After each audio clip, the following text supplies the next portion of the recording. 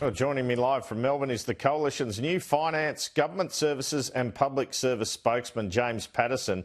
I might just start, James Patterson, thanks for your time. I might start with that answer from Amanda Rishworth on the superannuation tax and whether politicians and those on defined benefits pay it straight away in the fashion that people with self-managed super funds will have to on their unrealised gains. My clear impression from that, tell me if you think differently, is if you're on defined benefits like these former politicians or Anthony Albanese, you'll be paying the tax later.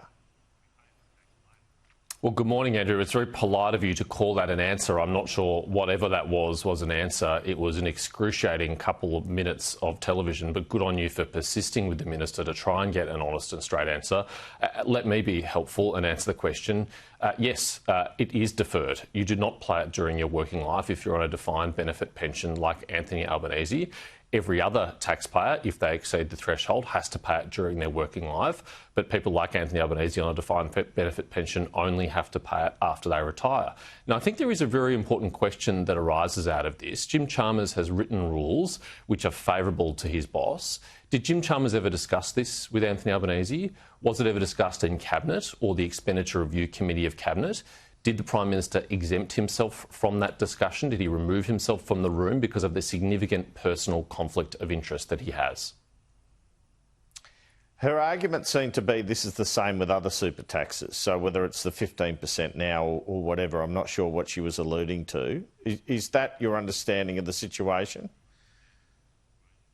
Well, it wasn't really clear from the Minister's answer what she was referring to, but what they are proposing to do in this new tax is something very different. They're proposing to tax unrealised gains. They're proposing to tax paper profits that may never actually materialise, but people will nonetheless be assessed on that and have to pay a tax on that, and they'll have to do it during their working life. So to do that for some category of superannuants, but not for others, is a really important and significant thing. And I think the government has to be open and transparent, much more transparent than the Minister just was. And I think the Prime Minister should stand up today and explain his understanding of this different treatment between different categories of retirees and, in fact, working people, and why he benefits from it and whether he participated in that decision.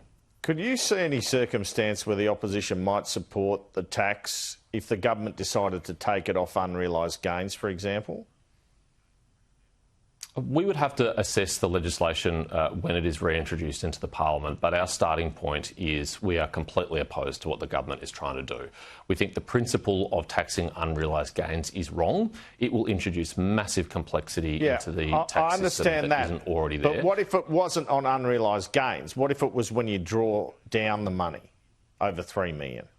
Yeah, well, that's what I was going to say. That's our first and most important objection, but it's not our only objection. Our other objection is the fact that they're failing to index the threshold. So over time, average working people will be caught up in this. It is not something which will only capture the super wealthy, as the government likes to say. Ordinary working people will be impacted by this. So that's another pretty fundamental objection. If you took away those two things, I'm not sure what else would be left in this policy. They are at the heart of this policy, and I'd be very surprised if the government walked away from either of those. Is finance the job you wanted, and what approach will you take that's different to the one Jane Hume did? I'm very honoured that Susan Lee has asked me to perform what is a very senior role at the heart of our economic team. I'm delighted to be working with Ted O'Brien, with Andrew Bragg and Tim Wilson as part of that shadow cabinet team on the economy. I've made no secret, Andrew, that I'm very passionate about the national security challenges facing our country, but the economic challenges facing our country are also very profound. And if you don't get the economic settings right, if you don't have a strong budget, then you can't deliver the investment that we need in national security. In terms of what I'll do differently in this role, look, I think Jane Hume did an outstanding job as our Shadow Finance Minister in the last term, but we'll face different circumstances in this term that we faced in the last term. We have a very serious emerging challenge in international bond markets when you have 10-year US Treasury bonds selling at over 5%, when you have Japanese bonds struggling to get buyers at their 20 and 30 and 40-year horizons. That is a very loud warning to the Australian economy about a period of great economic uncertainty is coming. And what that means is the focus on getting our fiscal house in order must be the first and most important agenda item for the economy. We must rebuild our fiscal buffers. We must return to surplus. And just as the time that we need to do that, the government is doing the opposite. They've turned surpluses into deficits and deficits as far as the eye can see, and they plan to rack up $1.2 trillion of debt. I think that's a reckless thing to do in this economic environment. You said Jane Hume did an outstanding job. Did she do an outstanding job with the work from home policy? We candidly admitted in the middle of the election campaign that we got that one wrong, Andrew. We freely admitted that, and we accept our responsibility for making the wrong call there. We won't be pursuing any policy like that in this term. You were the campaign spokesman. You would have been on all the meetings. Were you encouraging Peter Dutton to dump the policy? Andrew, I don't think it's appropriate for me to disclose private meetings that occurred in the leadership group of the party during the campaign. But let me say, I fully support the decision to walk away from that policy. We absolutely accept it was a mistake. Obviously, the Labor Party weaponised it. Obviously, they turned it into something that it was not. But it still sent the wrong message because, frankly, I'm 37 years old, and in my generation, particularly of young families, parents with young children, I don't know anyone who doesn't have some kind of flexible hybrid working arrangement. Anyone, certainly in a white-collar industry, has that arrangement. It's not always possible in blue-collar industries, but in white-collar industries, it's just so common. And we have to accept that that's part of the modern workplace and part of making modern family life work. Do you ever work from home?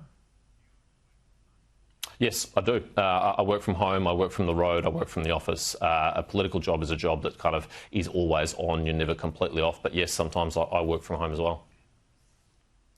Is this why Jane Hume got dumped? What do you think of her being dumped from the Shadow Ministry altogether? Well, I think it's very tough for Jane and very disappointing personally, and she's a friend and a colleague and a highly valued one, and I'm very confident that she'll be back in a frontline role in due course. I don't know what the reason was for the decision not to include her in the Shadow Ministry this time, except to say that it is a really difficult thing for a leader to do. There's no worse job in politics than having to do a reshuffle, because what you deal with is people's expectations, realistic or otherwise, and their hopes and their dreams of their political future and the contribution that they can make, and that's not always easy to reconcile. And so it's a tough choice, not a job I would ever want for myself to have to make that decision. Was it a mistake not to promise tax cuts at the last election when the government did? Yes, I think it was. I don't think we should have opposed the government's tax cuts. As meagre and miserly as they were, in the core of the Liberal Party's DNA is lower taxes. And we should never oppose a tax cut. We should never allow the Labor Party, as audacious a claim as it was, to go to an election to claim to be the party of lower taxes. The Liberal Party must always own the space of lower taxes. And under Ted O'Brien's role as Shadow Treasurer and me as Shadow Finance Minister, that will be the case. Did you ever argue against that when you were part of that campaign team? Did you argue for things like the tax offset? This is a decision made prior to the beginning of the campaign, the decision to oppose Labor's tax cuts, and then there were decisions during the campaign about what we could offer, what was able to be offered. Again, I don't want to go into the private conversations that occurred in the leadership group and at campaign headquarters, except to say that it has always been my view that the Liberal Party should be true to its values, that our policies should be a reflection of our values, and core at the heart of our values, why many people join the Liberal Party, why many people vote for the Liberal Party, is to deliver lower taxes, and we should always argue for lower taxes. What did you think of Peter Dutton's campaign performance? Peter is a great Australian and a good friend and someone who cares deeply about our country and its future, and I was very proud to serve as his campaign spokesman. I was very proud to be part of his leadership team. I was very proud to be part of his shadow cabinet. Obviously, none of us put in a flawless performance in the campaign, and there is collective responsibility to bear for that. Peter took all the responsibility on election night. I don't think that's fair. I think we all share in that, whether it's the professional campaign team, whether it's the parliamentary party, whether it's the advertising team, whether it's the polling, we all share responsibility. What mistakes did you make? Well, I think with the benefit of hindsight, looking back at the last term, I should have spoken up more. I should have pushed back more. I should have contested ideas more. I think all my colleagues in the parliamentary party have had that conclusion. We prized unity over robustly interrogating policy ideas. Now, unity and discipline in politics is a critical feature of a successful political party, and we will need that in this parliamentary term, but it should never come at the expense of really contesting those ideas, of really robustly considering them, making sure that they are fit for public consumption, making sure that they contribute to the public believing that we are ready to govern. Did it ever concern you during the campaign that the freshwater guys polling for you, did it ever concern you their polling was wrong? Like, did you ever wonder why Anthony Albanese was going to Liberal seat after Liberal seat, seats like Banks, Bass, Braddon, that you thought you had in the bag? Did you ever pause and say, hang on, maybe our guys are wrong? Yes, I was concerned that there could be polling errors, particularly because there was a gap between our private polling and the published opinion polling that newspapers and media outlets were running. And we did ask lots of questions and have lots of discussion about the polling and what was different between our methodology and the methodology of the public opinion polls. And all the time, convincing or seemingly convincing explanations were given for what that discrepancy was caused by, and we were given confidence that the polling that we were investing in was delivering the better results. But obviously it was wrong, and we will have to look very closely at why and how that was so wrong. Are you angry at this polling firm Freshwater for their errors? Do you think they deserve the money they were paid? Angry is not really my style, Andrew, but I'm disappointed on behalf of my colleagues who lost their seats, because had we been told, had we known that David Coleman was in trouble in Banks, that Jenny Ware was in trouble in Hughes, that Keith Wallahan was in trouble in Menzies, that Michael Sukkar was in trouble in Deakin, that James Stephens was in trouble in Sturt and all those Queensland seats, had we known that, then we would have conducted ourselves differently during the campaign, and we particularly would have spent our resources differently. We wouldn't have had such an aggressive map going after safer Labor seats in the outer suburbs, places like Hawke and Gorton in Melbourne, had we known that we needed to be spending more to defend those seats of our own. And that relies on polling. You have to rely on polling for that kind of intelligence. And so that is a real problem, and I feel terribly sorry for my colleagues who are victims of that. Let me ask about this big story that broke yesterday morning, Donald Trump increasing steel tariffs to 50%. What's your reaction? The position of the opposition last term was always, you guys could have done better in negotiations on these matters. Do you still think that's the case when he's doing it to all of the world? Well, I stand by completely what Amanda Rishworth said on your program earlier, what the Trade Minister has said, what our Shadow Trade Minister Kevin Hogan has said. This is a deeply disappointing decision from the United States government. It is not consistent with the US-Australia Free Trade Agreement. It is harmful to our otherwise very good relationship with our most important ally and strategic partner. And I don't understand how it's in the United States' interests either, but it's a matter for the US administration to decide their own trade and foreign policy and other policy.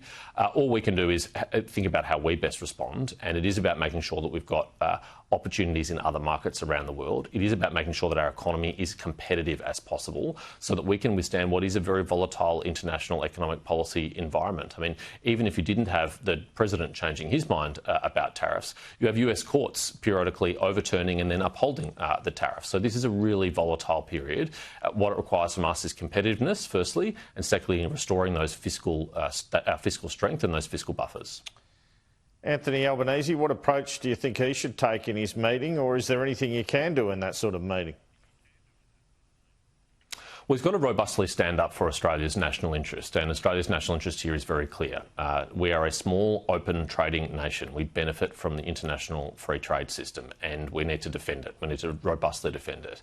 And he should lay out the case to the President, both why these tariffs are unwise and unjustified generally, but particularly why they're unjustified when it comes to Australia, a country with which the United States has a trade surplus and has had a trade surplus for all of my lifetime and probably all of yours as well, Andrew.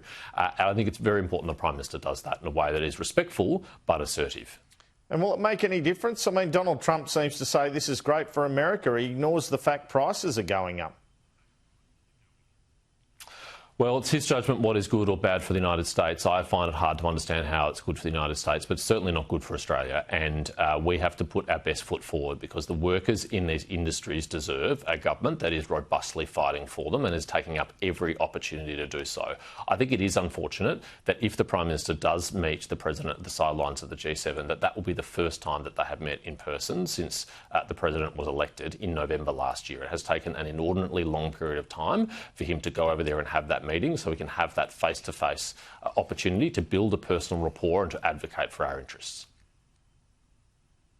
We've had the US Defence Secretary Pete Hegseth ask several countries, including Australia, for increased defence spending, and the Deputy PM said he told Mr Hegseth he was open to it. That must be a bitter pill for you, to swallow for you after that was one of your key promises in the campaign. Well, let's see what this government actually does rather than what they just say, because when it comes to defence and national security, often they talk a good game, but they deliver very little, and Richard Marles is in that category. He talks all the time about how this is the most dangerous and uncertain strategic environment since the end of World War II, but defence spending has been flat. They don't plan to increase defence spending until the end of the decade, and that doesn't meet the challenge of the moment. One of the policies I was most proud of that we took to the last election was to increase defence spending to 2.5% of GDP within 5 years and to 3% of GDP within a decade. That reckons with the environment that we are dealing with in our own region. It takes it seriously and it responds to it to make sure that we can safeguard our own sovereignty and our own freedom. This government has failed to do that, and sadly I predict they're going to continue to fail to do so. Now you're backing the tax cuts and now you're in finance. Where are you getting the money if you want to persist with that? Well, tough choices will have to be made.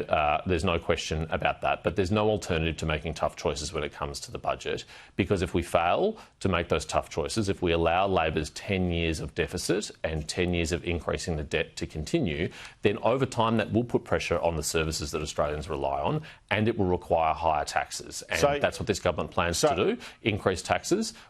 So there has to be cuts. Well, I knew you'd go there, Andrew, and it is very early in my stewardship of this portfolio. I'm not even a week into the job yet. We've got 3 years to outline our alternative economic plan, but I think there are some good principles that we can agree to up front, which is that the economy should go faster than government spending. And if the economy grows faster than government spending, then that allows you to sustainably restore fiscal buffers over time. It allows you to eat away at that deficit, return to surplus, and ultimately start to pay down that debt and put Australia in a stronger position to deal with the next international shock, which could come at any moment. But right now we're very ill prepared for that because Labor's heading in the wrong direction. Well, there's two elements to that. One's growth and the other spending. You'd have to do cuts, wouldn't you? Well, let's talk about the growth, right? Because we do need our economy to grow again. No, sorry, I'm not asking about the growth. I'm not asking about the growth. Let's talk about the cuts. Well, it's actually quite important. You would have to cut. It's actually quite important when productivity... Yeah, but let's just compartmentalise when productivity... that. What about... Well, you would have to cut, I don't think we should set you? that aside. No, I don't accept that premise, Andrew. What it requires is fiscal discipline. What it requires is restraint. What it requires is not agreeing to increases in government spending. That's not necessarily reductions in government spending. And it requires an ERC that does the heavy lifting, that does the hard work, that doesn't just sign off on every harebrained idea that ministers or even shadow ministers come forward with and want to add to spending, because they have lots of good spending ideas. But we've got to make sure that every dollar that is spent, because it is raised from Australians in tax or borrowed against their future income, is spent in a way that actually makes a difference to our country. Let me run out of time. Let me ask, on the target of net zero by 2050, there's huge debate in your coalition about it.